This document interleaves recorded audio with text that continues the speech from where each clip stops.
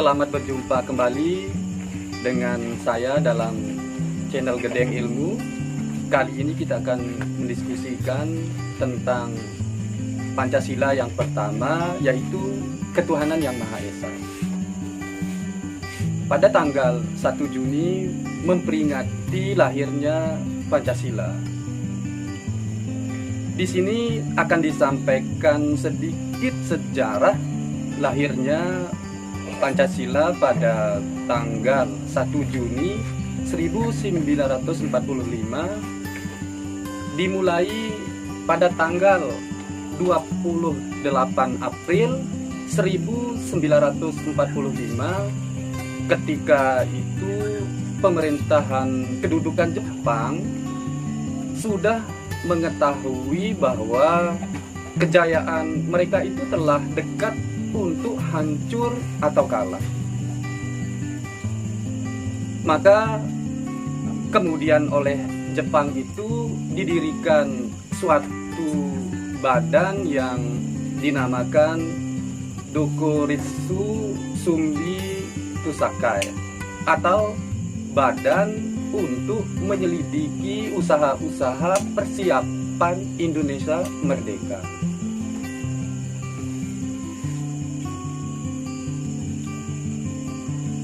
Badan ini terdiri dari 62 orang yang diketuai oleh Dr.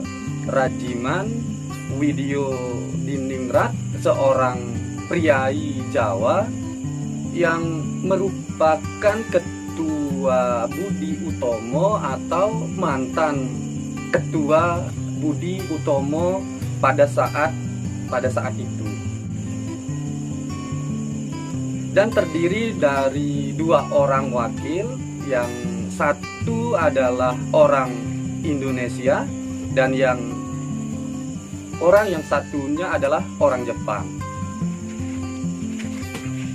dengan tugas untuk melakukan persiapan tentang kemerdekaan negara Republik Indonesia, yang kemudian wajib untuk disampaikan kepada PPKI atau Panitia Persiapan Kemerdekaan Indonesia.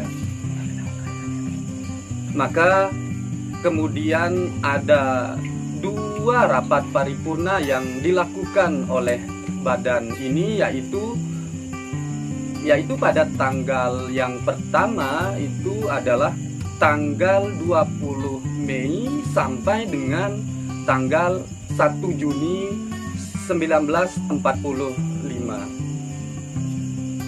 Di dalam rapat paripurna pertama ini, jadi anggota yang terdiri dari 62 orang ini terjadi ketegangan karena ada yang ingin agar negara yang dibentuk adalah negara Islam, sedangkan sebagian menginginkan agar negara yang dibentuk adalah negara sekuler.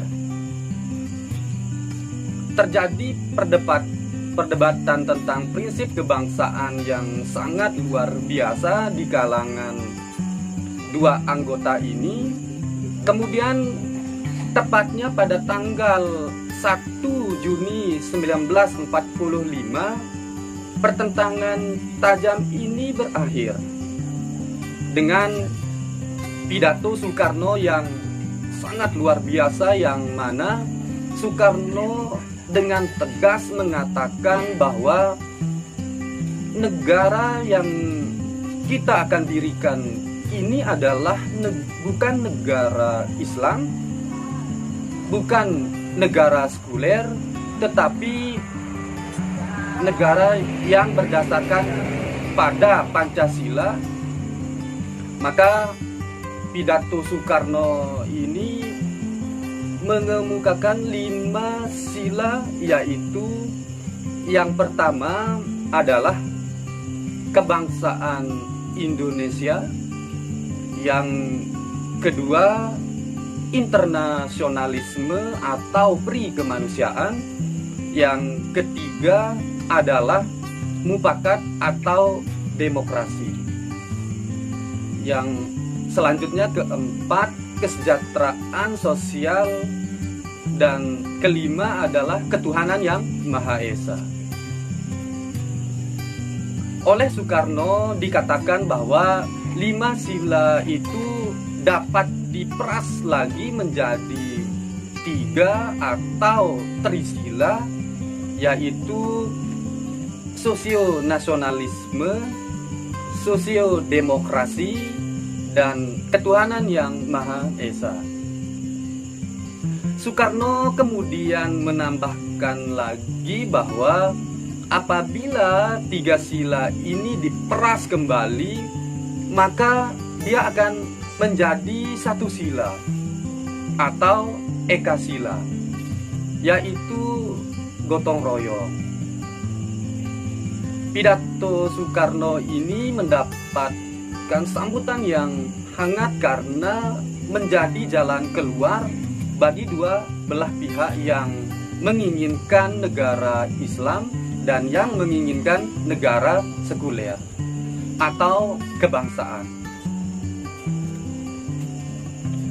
Dianggap terjadi sebuah jalan keluar yang luar biasa, maka waktu itu kemudian dibentuklah sebuah panitia kecil dengan tugas untuk merumuskan kembali Pancasila sebagai dasar negara.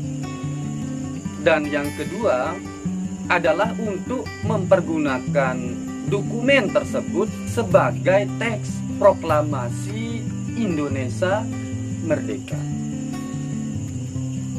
Panitia kecil ini kemudian menelurkan yang kita kenal di dalam sejarah dengan nama Piagam Jakarta yang ditandatangani pada tanggal 22 Juni 1945.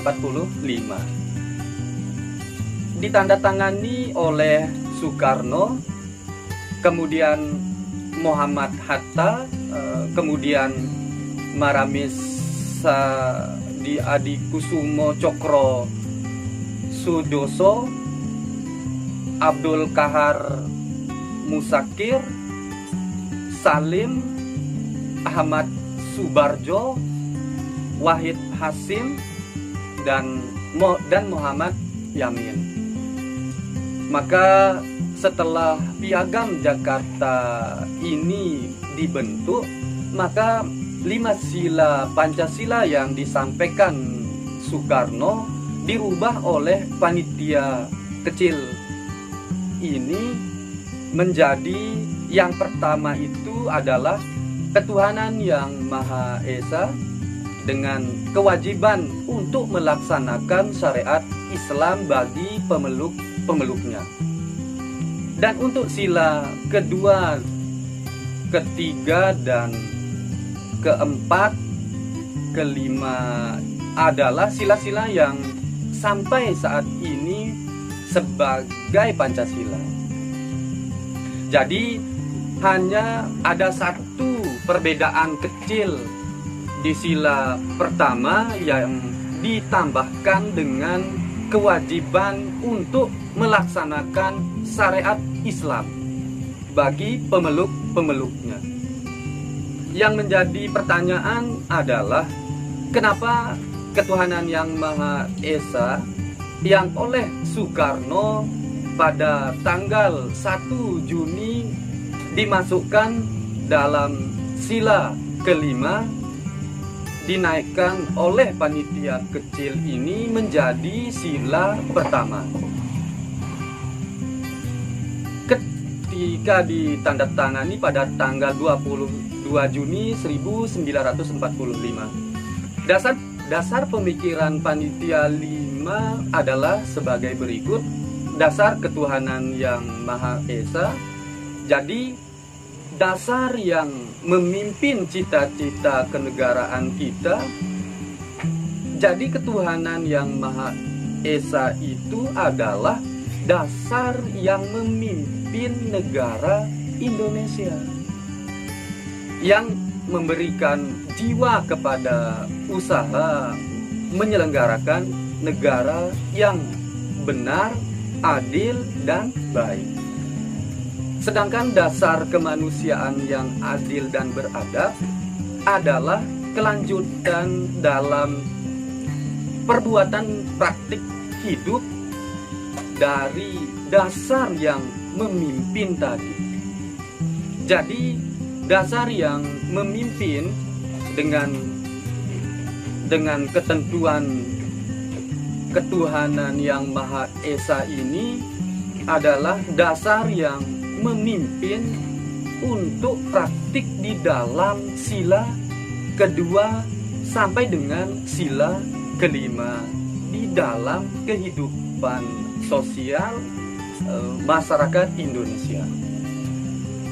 Maka mereka secara kompak sepakat mengatakan bahwa ini menjadi dasar moral yang kuat dengan pertimbangannya adalah ketuhanan yang Maha Esa. Tidak lagi hanya sekedar hormat menghormati agama masing-masing, melainkan menjadi dasar yang memimpin ke jalan kebenaran, keadilan, kebaikan, kejujuran, persaudaraan, dan lain-lainnya untuk memperkokoh negara Republik Indonesia. Perkembangannya kemudian terjadi pada rapat paripurna kedua pada tanggal 10 sampai 17 Juli 1945, karena pada saat itu dibentuk panitia perumusan Undang-Undang Dasar yang terdiri dari 19 orang dengan ketuanya adalah Insinyur Soekarno. Di antara 19 orang ini kemudian dibentuk lagi atau ditunjuk 7 orang di bawah pimpinan Supomo waktu itu sebagai salah seorang pengurus dari Budi Utomo untuk merumuskan Undang-Undang Dasar yang sekarang yang kita kenal dengan nama Undang-Undang Dasar 1945. Yang menarik adalah mengenai rumusan pasal 29 yang kemudian diselesaikan oleh Supomo dan kawan-kawan 7 orang ini pada tanggal 13 Juni 1945, yaitu di pasal 29 ini ada 2 ayat yang waktu itu disetujui bersama, disepakati. Ayat pertama berbunyi, negara berdasarkan atas ketuhanan yang Maha Esa dengan kewajiban untuk melaksanakan syariat-syariat Islam bagi pemeluk-pemeluknya. Kemudian ayat kedua ini berbunyi begini, negara menjamin kemerdekaan tiap-tiap penduduk untuk memeluk agamanya masing-masing dan untuk beribadah menurut agama dan kepercayaannya itu.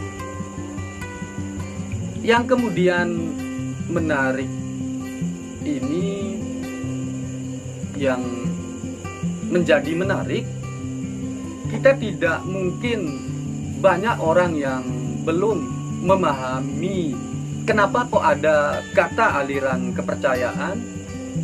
Kata aliran kepercayaan ini pertama kali diusulkan oleh orang yang pertama, Wongso Negoro, salah satu anggota 62 orang yang merumuskan mengenai Pancasila dan UUD 1945. Wongso Negoro ini adalah seorang pemimpin kebatinan yang sangat terkemuka pada saat itu di negara Republik Indonesia atau negara kita ini. Dari Wongso Negoro inilah maka sampai sekarang kita mengenal selalu disebut aliran kepercayaan tersebut. Untuk dua ayat di dalam pasal 29 ini terjadi perdebatan yang sangat seru di 62 orang ini di dalam rapat paripurna kedua tanggal 10 sampai 17 Juni, karena ada sebagian yang menginginkan agar ayat 2 ini dihapuskan. Tetapi ada sebagian yang mengatakan ini wajib untuk dipertahankan. Maka kemudian pada tanggal 7 Agustus 1945 ini pemerintah Jepang itu membentuk panitia persiapan kemerdekaan Indonesia dengan Soekarno sebagai ketua, Muhammad Hatta sebagai wakil ketua, yang mana Jepang menjanjikan agar kemerdekaan Indonesia tetapi janji ini tidak ditepati, sehingga pada tanggal 17 Agustus 1945 itu Soekarno dan Hatta memproklamasikan kemerdekaan Indonesia. Pada saat itu persoalan tidak berhenti sampai di situ, karena kemudian panitia ini wajib untuk merumuskan dasar negara sekaligus undang-undang dasar yang akan dijadikan dasar untuk Indonesia ke depan seperti apa. Timbul permasalahan untuk menyetujui piagam itu atau piagam Jakarta dimasukkan di dalam Undang-Undang Dasar 45 dengan ada kata-kata kewajiban menjalankan syariat Islam bagi para pemeluknya atau tidak. Keberatan ini kemudian dirumuskanlah secara jelas di dalam catatan kecil dibuat oleh panitia kemerdekaan ini yang mengatakan seperti ini. Supaya kita mengetahui kemudian kalimat itu menjadi hilang dari piagam Jakarta, ada keberatan yang sangat oleh pihak lain yang tidak beragama Islam. Menurut pendapat mereka, tidak tepat di dalam suatu pernyataan pokok mengenai seluruh bangsa ditempatkan sesuatu penetapan yang hanya mengenai sebagian saja dari rakyat Indonesia. Sekalipun bagian itu adalah bagian terbesar. Akan tetapi hal tersebut selalu dapat dijadikan peraturan hukum dengan undang-undang melalui DPR untuk menjaga persatuan dan keutuhan seluruh wilayah Indonesia. Maka kemudian mereka secara sepakat mengeluarkan kalimat dengan kewajiban menjalankan syariat Islam bagi pemeluk-pemeluknya. Baik, dari pembukaan Undang-Undang Dasar 1945 maupun dari sila pertama Pancasila, yaitu ketuhanan yang Maha Esa. Jadi perjalanan Pancasila, perjalanan Undang-Undang Dasar ini lahir dari rahim para tokoh bangsa, para pemuka bangsa, orang-orang hebat yang berjiwa besar. Mereka meletakkan kepentingan golongan, etnis, agama di bawah daripada kepentingan. Maka mereka merumuskan dasar negara yang sangat luar biasa bagi kita, yaitu Pancasila. Oke, untuk kali ini kita cukupkan sampai di sini diskusi kita tentang lahirnya Pancasila.